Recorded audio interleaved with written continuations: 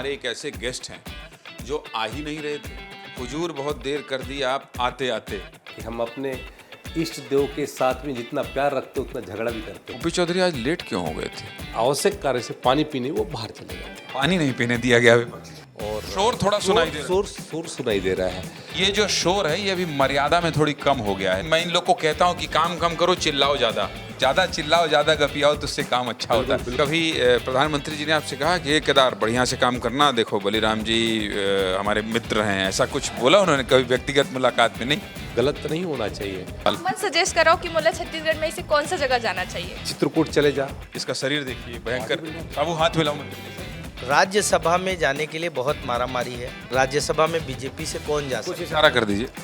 कार्यकर्ता ही भारतीय जनता पार्टी की असली पहचान है। सुनिए, अब ये बहुत सीनियर मंत्री हैं। रोल मंत्री जी नमस्कार, मैं हूँ केदार कश्यप। मतलब आपके पास पूरी गुंजाइश है एंकर बनने की। अच्छा, कवासी लखमा बीजेपी आ सकते हैं क्या? परमानेंट गले तो नहीं लगाने वाले हैं आप लोग? कुछ है इतने दिन बाद जेल से छूट के आए हैं, उनका विधानसभा में स्वागत है। सर आप बस्तर से आते हैं। मैं तो रोज दिन क्वेश्चन करता था, आज मत कर। नमस्कार, मैं हूं ज्ञानेंद्र तिवारी और आज बहुत दिनों बाद गेस्ट इन न्यूज़ रूम का ये सेगमेंट रिकॉर्ड हो रहा है और ये एपिसोड आपके सामने है। क्यों? क्योंकि हमारे एक ऐसे गेस्ट हैं जो आ ही नहीं रहे थे। कई बार उनको मैंने आमंत्रण दिया, वो आ ही नहीं रहे थे विस्तार न्यूज़ के दफ्तर में। वैसे तो हमारे कार्यक्रम में आ गए थे लेकिन दफ्तर नहीं पहुंच रहे थे। फिर अभी एक दिन उनसे मुलाकात हुई और मैंने उनसे झगड़ा किया, अपनेपन वाला झगड़ा किया। मैंने कहा मंत्री जी ठीक बात नहीं है। तो उन्होंने कहा क्या बात कर रहे हैं, ऐसा है क्या, आपने आमंत्रण दिया था? मैंने कहा कई बार दिया था। बोले मैं आपके यहाँ कल ही आ रहा हूँ। तो 24 घंटे के आमंत्रण को स्वीकार करके मेरे दफ्तर पहुंचने वाले केदार कश्यप, मंत्री वन विभाग, परिवहन और सहकारिता, आपका बहुत बहुत स्वागत है। बहुत बहुत धन्यवाद आपका। और इस अपनेपन के साथ में जो आपका प्यार है वो आपके उसमें देखने को प्राप्त हो रहा है। आपसे एक सवाल ये भी है मेरा कि हुजूर बहुत देर कर दी आप आते आते। मैंने आपसे पहले जब मुलाकात की थी तो मैंने आपको बताया था कि हम अपने इष्ट देव के साथ में जितना प्यार रखते उतना झगड़ा भी करते हैं। चलिए खैर आइए, केदार कश्यप जी आपका बहुत बहुत स्वागत है विस्तार न्यूज़ के दफ्तर। बहुत बहुत धन्यवाद। अच्छा, ये यहाँ लड़ाई जानते हैं किस बात की हो रही है? लड़ाई इस बात की हो रही है कि पहले बार के मंत्री। जब मैं किसी से बात कर रहा था तो मैंने कहा यहाँ चौथे बार के मंत्री, यहाँ अनुभव है, यहाँ कुछ गड़बड़ नहीं होगा। तो चौथी बार का अनुभव कैसा है आपका? चौथी बार का अनुभव बहुत अच्छा है और निश्चित तौर पे सरकार में जिन संकल्प के साथ में हम लोगों ने कहते हैं सरकार बनाई, उन संकल्प को आज ज़मीनी स्तर पर इम्प्लीमेंट होते हुए देखना बहुत सुखद अनुभव देता है।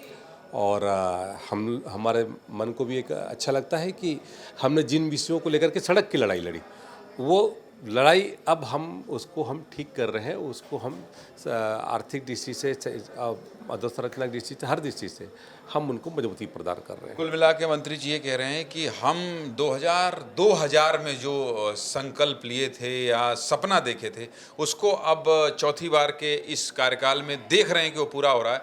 और आज जानते हैं क्या खास दिन है? आज ही बजट पेश हुआ है, तो आज बजट पर भी बात होगी कि क्या क्या मिला है। बिल्कुल, ये हम सबके लिए हर्ष का विषय है कि छत्तीसगढ़ अपना रजत जयंती वर्ष मना रहा है। हाँ, ये बात आपने विधानसभा में आज बोला था जब भूपेश बघेल टोकाटाकी कर रहे थे कि रजत जयंती की बात कर रहे थे। रजत जयंती बना रहा है और नए विधानसभा में हमारा पहला बजट प्रस्तुत हुआ और 1,72,000 करोड़ का बजट प्रस्तुत हुआ है। और जिस तरीके से चाहे महिलाओं के लिए हो, चाहे युवाओं के लिए हो, चाहे किसानों के लिए हो, शहरी विकास के लिए हो, हर दृष्टिकोण से, सामाजिक दृष्टिकोण से भी इस बजट में प्रावधान किया गया है। और इस पर विस्तार से बात होगी। आप संसदीय कार्य मंत्री भी हैं ना? जी बिल्कुल। ओपी चौधरी आज लेट क्यों हो गए थे? ओपी चौधरी समय पे आ गए थे लेकिन कुछ आवश्यक कार्य से पानी पीने वो बाहर चले गए थे। पानी नहीं पीने दिया गया विपक्ष। और आज के बजट में कौन किसको पानी पिलाया? इस पानी पिलाया उनने बाद में उन्होंने पानी पिलाया अपने कहते संबोधन के माध्यम से। लोग एक्सेप्ट कर रहे थे कि बजट में मात्र आधे घंटे में ख़त्म हो जाएगा, लेकिन लगभग 1.25 घंटा उन्होंने बजट में अपना भाषण दिया। और बजट में जो जिस तरीके से नई योजना प्रस्तुत की वो उससे विपक्षियों के बोलती बंद हो गई। चलिए भाई, एक बार केदार कश्यप जी के लिए जोरदार ताली बजाइए, क्योंकि थैंक यू। केदार कश्यप जी, आपको पता होगा कि हम लोग गेस्ट इन न्यूज रूम का कार्यक्रम करते थे, सभी मंत्री जी आ गए थे और केदार कश्यप जी नहीं आए थे। कल जब मैं इनसे झगड़ा किया तो आज ये आए हैं, इसलिए इनका स्वागत बहुत अच्छे से करना जरूरी है। तो खैर आइए मैं आपको अपने न्यूज रूम दिखाता हूं, जो कि हमारी परंपरा है गेस्ट इन न्यूज रूम में। आप लोग ठीक है बात करते रहिए, सबके पास बहुत सारे सवाल हैं पूछेंगे। और आप तो न्यूज़ रूम जाते रहे हैं तो जानते हैं कि ये सब टीवी मॉनिटरिंग का सिस्टम है केदार कश्यप जी, और हम लोग देखते रहते हैं क्या चल रहा है दिन भर। हाँ, और आपको ये न्यूज़ रूम थोड़ा अलग लगा होगा, किस टाइप का अलग ये लगा? तो ऐसा लग रहा है जैसे वार रूम है, और यहाँ पर जिस तरीके से हर कोई कहते हैं अपने अपने कार्य में बड़े तत्परता के साथ लगा हुआ है, और शोर थोड़ा सुनाई दे रहा है। शोर सुनाई दे रहा है, और उसके बावजूद भी काम हो रहा है। नहीं तो एक दूसरे के शोर से कोई काम नहीं कर पाता, लेकिन जिस तन्मयता के साथ में काम कर रहे हैं, मैं बधाई देता हूं पूरी टीम को, पूरी टीम भावना के साथ में काम कर रहे हैं। ये बताता है कि छत्तीसगढ़ के विकास में इनका कितना महत्वपूर्ण योगदान है और किस तरीके से वो अपनी बातों को निचली सतह तक पहुंचाने का काम करते हैं, सरकार तक पहुंचाने का ये काम जो आपने कहा ना मंत्री जी की वॉर रूम जैसा है, मैं आपको ईमानदारी से बताऊं कि मैं इन लोग को कहता हूं कि काम कम करो, चिल्लाओ ज़्यादा, लगना चाहिए अगल बगल में कि आप काम कर रहे हो। तो ये जो शोर है ये अभी मर्यादा में थोड़ी कम हो गया है, नहीं तो ये शोर और करते और इसी तरह से। और आप देखेंगे अच्छा, यंग ये की, मर्यादा में कम हुआ है। हाँ मर्यादा में ये कम शोर है। अच्छा, इससे ज़्यादा आवाज़ आती है। अरे कम चिल्लाने वाले लोगों की मैं क्लास लेता हूँ, ज़्यादा चिल्लाओ ज़्यादा गपियाओ तो उससे काम अच्छा होता है। और युवा देख रहे होंगे आप, बिल्कुल। सबसे बुजुर्ग व्यक्ति हमारे कौन है, उनके पास भी आपको ले चलूंगा।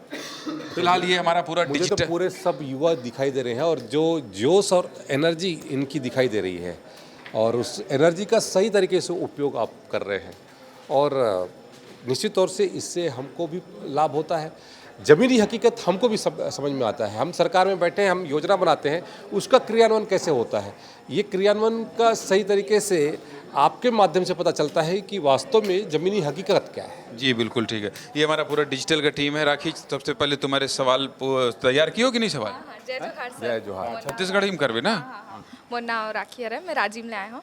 मोर बस एकदम छोटे से ही क्वेश्चन है कि छत्तीसगढ़ के मतलब ऐसे 5 जगह जानना है जी, हाँ एकदम घूम सके, एकदम शांत माहौल रहा है, बड़ा मजा है। क्या तुमको घूमने ट्रिप पे जाना है क्या? हाँ, मतलब जाना है तो 5। तुम मंत्री जी से पूछे कि मंत्री जी बताओ कहाँ जाना है मेरे घूमने, ये कौन से सवाल? मन सजेस्ट करो कि मतलब छत्तीसगढ़ में ऐसे कौन सा जगह जाना चाहिए? बहुत सारी जगह है। आप मन छत्तीसगढ़ में चाहे आप धुड़मारास चले जाओ, धुड़मारास अभी ये तो बस्तर का ही बता देंगे, 10 बता दो मतलब। अभी चित्रकूट चले जा, या तीरथगढ़ चले जा, या कुटुमसर चले जा, या फिर ढोलकल में चले जा, या फिर वहाँ हांदावाड़ा चले जा। हांदावाड़ा तो मैं खल नहीं जाए हूँ, वहाँ चले जावे तो मुलाकात देखे का अवसर प्राप्त हुई, मोरे विधानसभा में है। ऐसे बहुत सारे, अभी रामसर साइट बने हैं, हमारे कोपरा जलाशय, वहाँ चले जाए। ऐसे बहुत सारी जगह है। 10 बता दिए हैं और इनके विधानसभा में जाओगे तो व्यवस्था भी करवा देंगे। बिल्कुल, आप कब जाओ तो बता दो, हम पूरा व्यवस्था करा देंगे। इतनी तेज लड़की है, बताइए। सवाल भी पूछी कि कहाँ जाने घूमना भी है। घूमना भी है, और कह रही है कि मतलब ये भी आश्वासन ले ली। जितना आप घूमोगे, जितना एक्सप्लोर करोगे, उतना ही आपका कहते हैं जानकारी आपका कहते हैं ज़्यादा बढ़ेगा। निश्चित तौर पर। चलिए, तो इधर कोई सवाल आप लोगों के पास? क्यों, तो इधर साबू है ये, दरअसल देखिए इसका शरीर देखिए, भयंकर। कहीं हम लोग, हाँ साबू हाथ मिलाओ मंत्री जी से। कोई सवाल है तुम्हारे पास? जय जोहार सर। पर्यावरण को लेकर इस बार बजट में कैसे देखते हैं आप? पर्यावरण को लेकर बजट में क्या प्रावधान है और कैसे देखते हैं? देखिए, पिछले बार जो है, इन 2 वर्षों की बात करें तो लगभग हमारा 683 वर्ग किलोमीटर हमारा फॉरेस्ट का एरिया, हमारा वन क्षेत्र और वनेतर क्षेत्र, उसमें वृद्धि हुआ है। और इस बार भी जो बजट में प्रावधान किया गया है उसमें पर्याप्त इस बात को ध्यान रखा गया है कि पर्यावरण की दृष्टि से हमारा जो क्षेत्रफल है लगातार वृद्धि हो। 40% से आज हम 40%। विभाग मालामाल हुआ कि नहीं, पैसा मिला कि नहीं खूब? नहीं, पैसा तो मिला, और पैसा विभाग भी अर्न करके सरकार को देता है। आप तो परिवहन, सहकारिता, गृह मंत्री अमित शाह जिस विभाग को संभाल रहे हैं देश में, बड़ी जिम्मेदारी है आपके पास। 3 बड़ी जिम्मेदारी। एक तो छत्तीसगढ़ वैसे भी अपनी वन संपदा के लिए प्रसिद्ध है, दूसरा सहकारिता, तीसरा परिवहन। 3 बड़े विभाग हैं आपके पास, बड़ी जिम्मेदारी। तो खूब पैसा मिला हुआ आज बजट में तीनों मिला के। देखिए, मैं तो धन्यवाद देता हूं हमारे प्रदेश के यशस्वी मुख्यमंत्री श्री विष्णुदेव साय जी को, उन्होंने मुझे ये जवाबदारी दी है। मेरी कोशिश है कि मैं उनके उम्मीदों पर मैं खरा उतरूं, और मैंने अपने विभाग के माध्यम से इस 2 वर्षों के अचीवमेंट भी अपने कहते हैं लोगों के समक्ष में प्रस्तुत किया। और चाहे कोऑपरेटिव के सेक्टर में हो, आज देश के हमारे गृह एवं सहकारिता मंत्री जी लगातार कोऑपरेटिव सेक्टर को आगे बढ़ाने की बात करते हैं, तो उसमें हमारे जितने भी क्या बोलते हैं पैक्स हैं, लगभग 2058 पैक्स थे, अब वो 515 पैक्स और हमने नए बढ़ाए हैं अभी 2 साल। अभी इसी। और उसके बाद हमारे जो दुग्ध समितियां हैं, डेयरीज के है, फिशरी का है, हमारे क्या बोलते हैं लघु वनोपज का है, इसको हमने क्या बोलते हैं और बढ़ाने का निर्णय लिया है, ताकि हमारे यहाँ पर डेयरी के दृष्टि से मछली उत्पादन में भी हम देश में चौथे स्थान पर हैं। चलिए, एक सवाल मेरा ये है कि मैं जब भी प्रधानमंत्री को देखता हूँ आते हुए, और आपके पिताजी का जब भी वो जिक्र करते हैं, बहुत आदर के साथ करते हैं, बहुत अपनेपन के साथ करते हैं। देश के प्रधानमंत्री हैं, देश भर में दौरा करते हैं, सब कुछ करते हैं, लेकिन वो ये फील कराते हैं कि बलीराम कश्यप जी के योगदान को, उनके साथ बिताए हुए पलों को वो बहुत सहजता से बताते हैं। ये जब आप सुनते हैं एक अभिभावक के तौर पर, देश के प्रधानमंत्री आपके पिताजी का जिक्र करते हैं, तो आपका परिवार और आप लोग क्या सोचते हैं? देखिए, हमारा पूरा परिवार तो इसको ये बातें सुन कर के हम गौरवान्वित तो होते ही हैं, लेकिन हमारे लिए ये एक बड़ा हर्ष का विषय है कि आज हमारे ऐसे ट्राइबल समुदाय से निकल करके और ऐसे क्षेत्र से निकल करके आज उन्होंने राष्ट्रीय स्तर पर पहचान स्थापित किया। और उनका यदि इस बात को लेकर के देश के ही नहीं बल्कि दुनिया के सबसे ताकतवर नेता यदि हमारे पिताजी के बारे में बात कहते हैं, तो इससे बड़ी खुशी और इससे बड़ी खुशी और क्या हो सकती है। और हम सब के लिए गर्व का विषय है कि ऐसे विषय पर उनकी चर्चा होती है, और हमारे लिए भी सौभाग्य का विषय है कि मैं उनका बेटा हूं, और उन्होंने जो कहते हैं दायित्व दिया, उस दायित्व का निर्वहन हम कर रहे हैं। कभी प्रधानमंत्री जी ने आपसे कहा कि ये केदार बढ़िया से काम करना, देखो बलीराम जी हमारे मित्र हैं, ऐसा कुछ बोला उन्होंने कभी व्यक्तिगत मुलाकात में? नहीं, देखिए ऐसा व्यक्तिगत तौर पे तो नहीं, लेकिन उन्होंने बहुत सा समय में ऐसा आभास भी कराया कि गलत नहीं होना चाहिए। और ये तो जो एक सख्त प्रशासक केवल केदार कश्यप के लिए नहीं, पूरे देश के जितने भी हमारे जनप्रतिनिधि हैं उन सब के लिए है। मैसेजिंग उनके पास सभी के लिए। मृगेन जी, सवाल आपका पूछना है। मृगेन जी दरअसल हमारे नेताजी हैं, ये हमारे जैसे आप लोग नेता हैं, ये हमारे दफ्तर के नेता हैं, इनको नेता की श्रेणी में रखा जाता है, स्टेट ब्यूरो चीफ है। मृगेन जी, सवाल आप कर लीजिए केदार जी से। अभी तो बस्तर जो बजट आया है उस पर ही सवाल रहेगा। ये जो बजट है इसको बोला जा रहा है कि एकदम बस्तर का बजट है। क्या ये बदलते बस्तर के लिए बनाया गया है और इसे पूरा कैसे करेंगे, क्योंकि बहुत बड़ी चुनौती है? देखिए, बस्तर बहुत लंबे समय से उपेक्षित रहा, और छत्तीसगढ़ राज्य इन्हीं उपेक्षाओं के कारण से छत्तीसगढ़ राज्य बना। और हम धन्यवाद देते हैं हमारे देश के भारत रत्न और पूर्व प्रधानमंत्री अटल बिहारी वाजपेयी जी के कारण से आज हम छत्तीसगढ़ बना। कई विषमताएं रहीं बस्तर सरगुजा में, जिसके कारण से शिक्षा, स्वास्थ्य और जो अधोसंरचना का निर्माण, सड़क है, अन्य जो सुविधाएं जो मिलनी चाहिए वो नहीं मिल पाई थी। लेकिन अब लगातार हमारे उन क्षेत्रों में भी ये विस्तार हो रहा है। शिक्षा के क्षेत्र में हमारा उस क्षेत्र में बजट में प्रावधान किया गया है। और हम सबके लिए सौभाग्य का विषय है कि आज देश के प्रधानमंत्री जी कह रहे हैं कि हमारा बस्तर आने वाले 10 वर्षों में देश का सर्वाधिक विकसित संभाग के रूप में स्थापित होगा। और वो उसकी दृष्टि से ये हमारा ये बजट, ये जो संकल्प पत्र है, ये संकल्प पत्र उसमें मोहर लगाता है और उस बात को तय करता है कि हमारे उन क्षेत्रों में जहाँ पर शिक्षा और स्वास्थ्य और बाकी जो रोड कनेक्टिविटी है, नेट कनेक्टिविटी है, इस सारी कनेक्टिविटी की वहाँ पर तक पहुँचाए। उन क्षेत्रों में जहाँ तक मैं जिस क्षेत्र में रहता हूँ वहाँ पर तो सड़क तक निर्माण नहीं हुआ। कई बार तो पहली बार वहाँ पर जिला प्रशासन पहुँचा। तो ये सरकार मैं आपको रोक रहा हूँ, माफ़ी चाहते हुए, ये कि आप लोग तो बचपन से नक्सलवाद को देखे हैं, उसी को देख के पले पड़े हैं, न जाने कितनी घटनाएं आपने देखी हैं। कभी आपने भी सोचा था क्या कि एक देश के गृह मंत्री आएंगे, प्रधानमंत्री नरेंद्र मोदी का संकल्प होगा और 2 साल में नक्सलवाद खत्म हो जाएगा?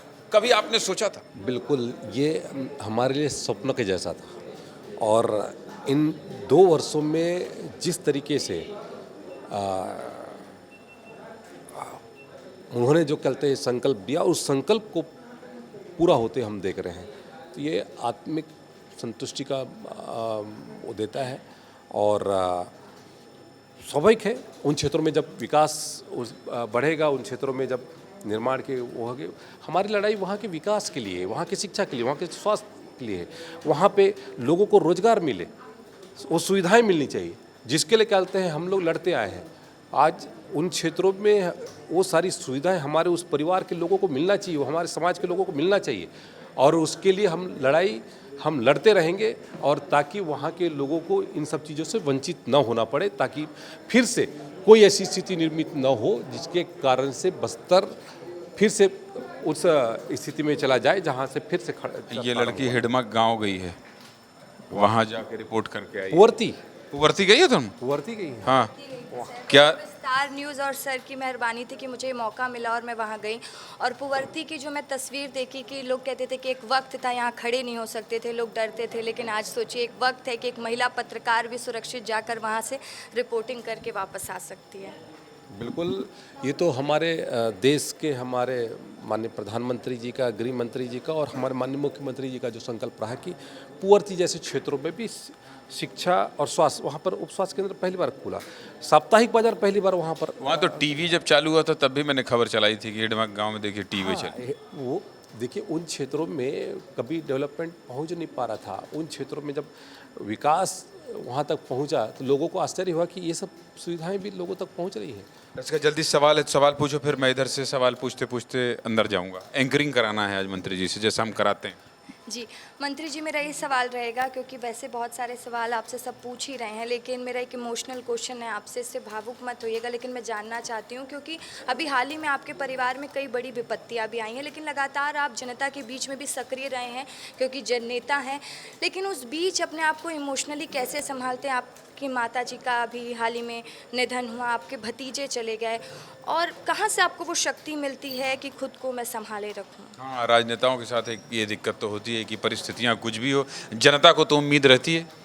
देखिए, जनता ने हमको चुना है, और ये जो जनता है वो हमारा परिवार है, और उनके सुख दुख में शामिल होना, और वो भी मुझे अपने भाई के जैसे, अपने बेटे के जैसा मानते हैं, तो स्वाभाविक है कि अब मैं कोई या फिर मेरा कोई अकेले का वो नहीं है, परिवार नहीं है, सारा कहते हैं मेरा क्षेत्र मेरा परिवार है, और उनके सुख दुख में सम्मिलित होना, और वो भी मेरे सुख दुख में सम्मिलित होते हैं। इससे बड़ा और बड़ा विषय और क्या हो सकता है? और मेरा सौभाग्य है कि उनका हमेशा आशीर्वाद प्राप्त होता रहा है, और उनसे संबल भी मिलता है, और फिर से आगे बढ़ने के लिए मजबूर करते हैं। जनता ही परिवार है। महिमा नहीं, एक ही बस पॉलिटिकल है, इसलिए मैं पूछना चाह रहा हूँ, अभी क्या आप बोले जनता और ये वो, राज्यसभा में जाने के लिए बहुत मारामारी है आप लोगों ये क्या है? मैं समझ गया ये को, कौन राज्यसभा में बीजेपी से कौन जा सकता कुछ इशारा कर दीजिए। बीजेपी में राज्यसभा से हो, चाहे विधायक हो, चाहे सांसद हो, कार्यकर्ता ही जाएगा।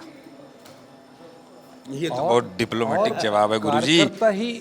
कार्यकर्ता ही भारतीय जनता पार्टी की असली पहचान है। सुनिए, अब ये बहुत सीनियर मंत्री हैं, कुछ गुंजाइश नहीं। महिमा सर, जय जोहार सबले पहले आपला मोर सवाल थोड़ा राजनीति परिदेश ले काहे कि अगर बात करे जाए कि 2000 में आप मन राजनीति में सक्रिय हो, वो वक्त बस्तर के जेन आबो हवा रही से वो बहुत अलग रही से। आपला 2003 में टिकट मिले से आप जीत के आए हो, लगातार 3 बार ले जीत के आए हो। वो समय के बस्तर कैसे रही से? वो समय जब जीते रहो तो का सोचे रहे, वो आज कैसे देखते हो जब मंत्री बन गए हो? तो देखो 2000 मंत्री थे पहले से ही हैं। 2000 जब मैं राजनीति प्रारंभ करे हूँ तब से मंत्री बन गए, तब मैं जनपद सदस्य रही हूँ, और ओकर बाद फिर मैं विधायक बने, मंत्री बने। जहाँ तक बस्तर की बात है तो बस्तर में आज से 25 साल पहले जो स्थिति रही वहाँ पर, या तो फिर हम लोगों के आवागमन की बात करें तो लकड़ी के गट्ठा लेकर के पहले न्याय पर जिला प्रशासन के पास जाए, जिला कलेक्ट्रेट जाए। आज वो स्थिति कहीं पर नहीं है। एक समय ऐसे रही कि वहाँ पर अपन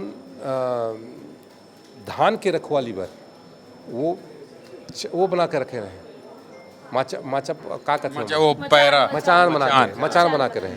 आज कहीं मचान नहीं मिले, तो ये स्थिति भी रही। तो कहीं ना कहीं से आज जो परिवर्तन आए हैं, ये परिवर्तन सबसे बड़े परिवर्तन है। नहीं तो पहले बैलगाड़ी में आना जाना होता रही, गाड़ी की आवाज से डर जाते थे लोग। अभी तो बैलगाड़ी देखे नहीं मिले। छाया जय जोहार सर, मैं रायगढ़ से आती हूँ, इसलिए मेरा सवाल रायगढ़ से ही शुरू होता है क्योंकि रायगढ़ में आजकल हाथियों की आमद का, रायगढ़ वाले आज बहुत पैसा बांटे हैं। लेकिन सर रायगढ़ में जिस तरह से हाथी की आमद ज़्यादा है, हाथियों की आमद आजकल ज़्यादा है, लेकिन पूरे छत्तीसगढ़ में और रायगढ़ को मिलाकर देखें तो आजकल हाथियों की मौत करंट से काफ़ी ज़्यादा हो रही है, तो इसके लिए आप क्या पहल कर रहे हैं? क्या आप सही सवाल है, वन विभाग के मुखिया से पूछा है, वेरी नाइस। हाथी जो है हमारे प्रदेश का एक धरोहर है, एसेट है, और उसके संरक्षण के लिए लगातार हम लोग काम करते हैं। और कहीं ना कहीं से कोई व्यक्ति उस पे हाथी को मारने के दृष्टि से कोई कहते हैं करंट नहीं लगाता है, वो अपना फसल बचाने के दृष्टि से वो करंट लगाता है। तो ऐसी स्थिति होती है, तो एक दो मामले आए हैं, तो उस पर फॉरेस्ट विभाग हमेशा इसके लिए कोशिश करता है कि कोई हुकिंग करके क्या कहते हैं करंट ना लगाए। कुछ ऐसे भी जानवरों का नाम बताइए जिनकी संख्या बढ़ी हो इन 2 सालों में। बाघों की संख्या बढ़ी है। बाघों की संख्या 2022-23 में 17 हुआ करती थी, आज जो 34-35 हो गई है। ये इसके लिए तो अच्छा प्रयास है। तो चलिए आगे बढ़ते हैं। अब रवि, कवासी लखमा जेल से बाहर आए तो बीजेपी के लोग ज़्यादा खुश नज़र आए, जाके गले लगा रहे, अजय चंद्राकर लगा रहे, सबके सब गले लगा रहे। क्या वो कवासी लखमा बीजेपी आ सकते हैं क्या? परमानेंट गले तो नहीं लगाने वाले हैं आप लोग? नहीं, परमानेंट गले की बात नहीं है। अब वो उतने दिनों बाद या गले पड़ गए ऐसा कुछ है? उतने दिन बाद जेल से छूट के आए हैं, उनका विधानसभा में स्वागत है। और हमारे विधायक जाकर के उनसे गले नहीं मिले, वो आकर के गले मिले हमारे विधायक। अरे ऐसे अजय चंद्राकर भाई, वो उनसे जाकर के मिले हो। अजय चंद्राकर अपने उसमें खड़े थे, अपने सीट पे खड़े थे। आप भी स्वागत किए कि नहीं उनका सदस्य के तौर? भी स्वागत किया, अभिनंदन है आपका, क्या कहते हैं विधानसभा में हमने कहा। लेकिन उतना रोक टोक लगा दिया गया है कि आप बोल नहीं सकते, आप बाइट नहीं दे सकते। बोल नहीं सकते, उस विषय में नहीं बोल सकते जिन विषयों पर उनको जेल जाना हुआ था, उस विषय में नहीं बोल सकते, बाकी दूसरे विषय में बोल सकते हैं। ठीक है खोमना भाई, ये ऐसे देखना गुंडई से देखा थे भैया, सवाल पूछे का मौका देख पड़िए। हाँ भाई। सर आप बस्तर से आते हैं? ले तो रोज दिन क्वेश्चन करता है, आज मत कर। ए सुरभि अभी नहीं, कैंसिल, इधर कोई पत्नी वाला सवाल इनसे नहीं पूछा। बहुत भयंकर डरते हैं ये भाभी जी से, पता है कि नहीं? इनसाइड स्टोरी बहुत बताए दे होता। अब एक लिए प्रश्न पूछ सुरभि। होम मिनिस्टर ले इतना डर काबर इथे सब जनला? गृह मंत्री से सब डर लगे। ये एला पूछो, ये बताइए कि आनंद भाई है। कुछ देर पहले ही फोन आया है मेरे पास। ये आप मन देखियो, ये हमारे देश में देवता के पूजा में कोई वो नहीं करे। गणेश जी की पूजा होते देखा तो अन्यथा मतलब हुआ। नहीं। भोलेनाथ के पूजा होते कोई वो नहीं हो, लेकिन माई शक्ति के पूजा होते तो वहाँ बहुत सारा चीज़ ध्यान रखे पड़ते हैं, है कि नहीं? आइए सबसे बुजुर्ग व्यक्ति से हम आपको मिलवाते हैं हमारे संस्था के। ए भाई, ये अपने आप को अभी भी जवान कहते हैं, हालांकि इस पर हम लोग जैसे हाथी मानव द्वंद्व है ना चला आ रहा है, तो इस पर हम लोग बहस कर रहे हैं कि ये बुजुर्ग हैं या जवान हैं, लेकिन ये लगातार रिजिड है कि मैं भी जवान हूँ। हम लोग इनको अपने जवान, अरे मानसिक रूप से जवान है, ये मानसिक रूप से जवान, शारीरिक रूप से तो है ही, शारीरिक से भी है, ऐसा मैं ऐसा नहीं कह रहा हूँ, नहीं तो ये नाराज हो जाएंगे मेरे से। शारीरिक रूप से बहुत भले व्यक्ति हैं धर्मेंद्र जी। बहुत हम धर्मेंद्र जी को ज़्यादातर लोग यहाँ पर मंत्री जी धर्मेंद्र जी नहीं कहते हैं, आदरणीय कहते हैं, क्योंकि हिंदी में इनकी गजब की कमांड है। और ये लगभग 15-20 साल नेशनल चैनल में रहने के बाद सिर्फ मेरे प्रेम में छत्तीसगढ़ आए। जी जी, तो एक बार धर्मेंद्र जी के लिए भी ताली बजाओ भाई। तो धर्मेंद्र जी सवाल आपका क्या है मंत्री जी से?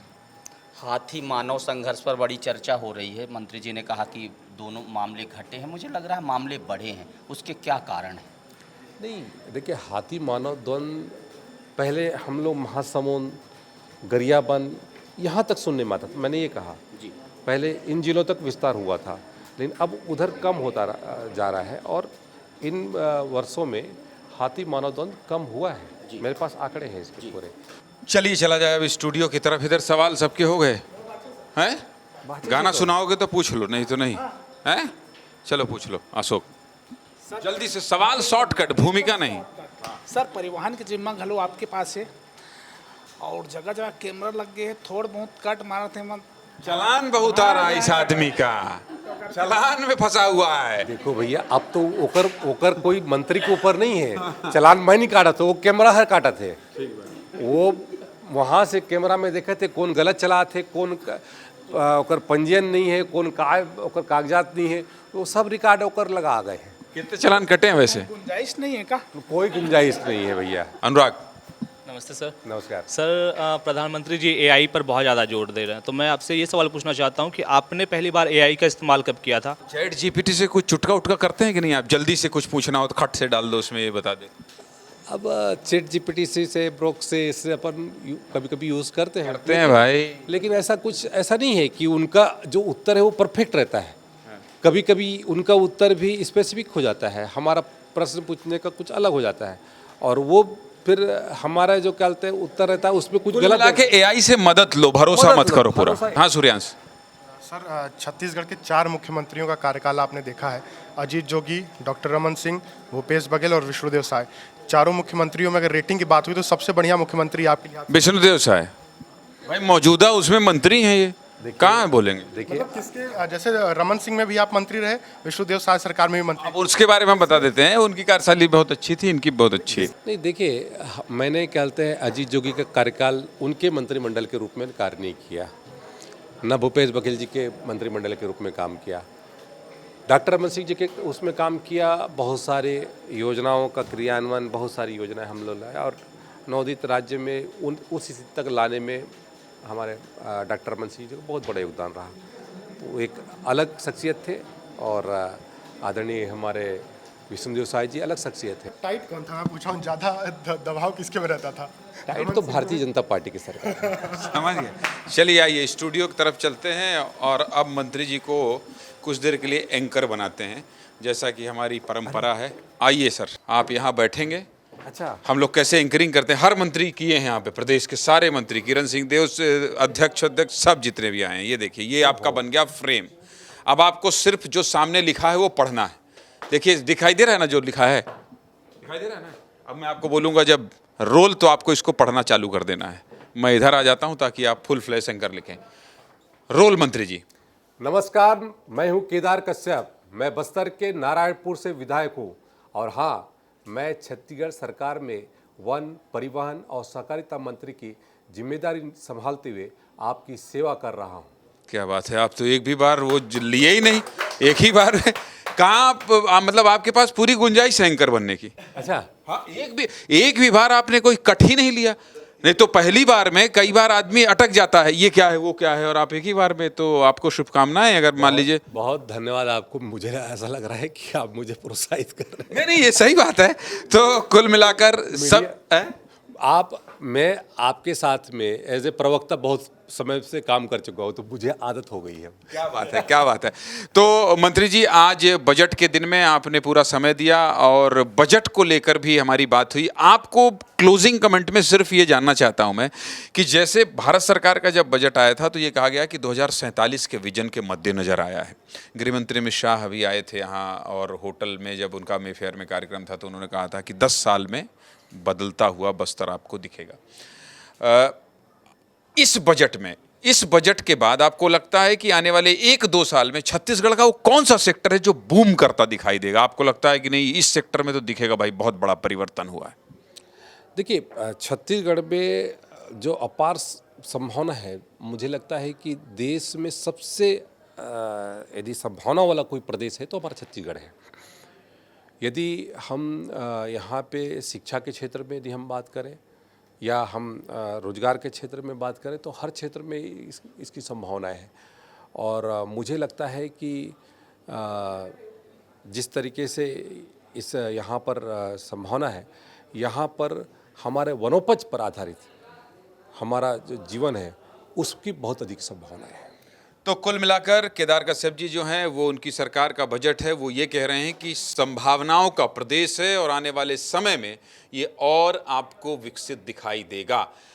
इस पूरी बातचीत में आपने सभी सवालों के जवाब दिए, व्यक्तिगत दिए, सरकार पर दिए, आरोप पर दिए, और विपक्ष पर दिए, सब कुछ। हाँ, वो तो बात आपने बता ही दिया ना, ओपी चौधरी लेट क्यों हुए थे, पानी पी रहे थे, और फिर बाद में आपने क्या कहा? पानी पिला दिए। पानी पिला दिए। तो केदार कश्यप जी, विस्तार न्यूज़ के दफ्तर आने और सारे सवालों के जवाब देने के लिए आपका बहुत बहुत धन्यवाद। बहुत बहुत धन्यवाद, बहुत बहुत धन्यवाद। बाकी खबरों के लिए आप देखते रहिए विस्तार न्यूज़। नमस्कार।